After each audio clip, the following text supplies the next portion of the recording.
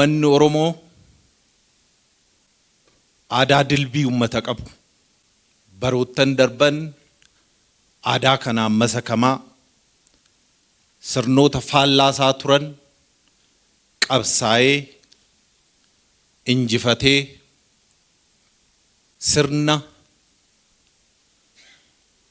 aadaasaa bu'uura godhate hundeeffatee jira. Falaasamaa fi madda aadaasaa kan ta'e sirna gadaa biyya keenya fi ummattoota addunyaatiif ummata gumaache ummata aadaa fi seenaa duudhaa safuu guddaa qabu ummata kabaja qabu ummata guddaa ummanni keenya aadaa fi duudhaa qabnu eeguu kunuunsuu guddisuudhaan ijaarsa biyyaatiif akka galtee ta'u gochuun baay'ee barbaachisaadha. Mootummaan jijjiirama keessatti eenyummaa aadaa fi seenaa duudhaa uummataa bakkatti deebisuun dhimma xiyyeeffannaa fi toora addaa taasifamee hojjetamaa tureen bu'aan addaa xiyyeeffannaan kabaja ilma namaa afaaniif aadaa seenaa uummata keenyaatiif bakkatti akka deebi'u qabsoo guddaa taasifameen wareegama guddaa kafalameenis bu'aan guddaan dhufee jira.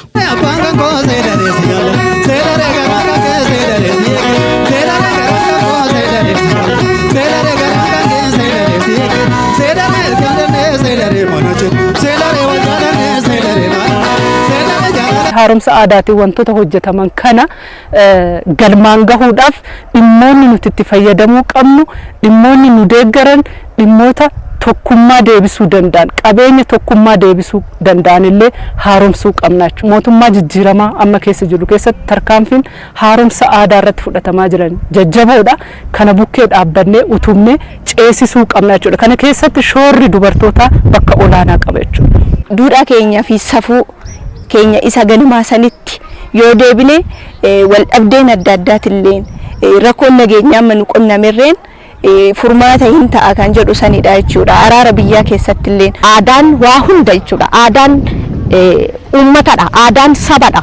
Saba sana ibsaa jechuudha. Aadaan saba tokko saba sana ibsa waan ta'eef sabni aadaa isaatiin beekama. Sabni aadaa hin qabne hin jiru. Sabni Oromoo keessumaa aadaa Oromummaa isaatiin beekamaa jechuudha. Aadaa wal gargaarsaa qaba. Aadaa waliin dhaabbachuu qaba. Aadaa waliif ho'uu qaba. Aadaa wal kunuunsuu qaba. Aadaa wal baachuu qaba. Aadaa waliif gumaachuu qaba waan ta'eef aadaa kana daa'imman keenya wal adeemtoti keenya gurguddaan keenya dargaggoonni keenya qabatanii fudhatanii fuuldurattis deemsisaa ittiinis guddachaa dhalootaa dhalootatti dabarsuu akka danda'anii fi nurraa akka dubartootaatti ga'ee guddaatu eegama.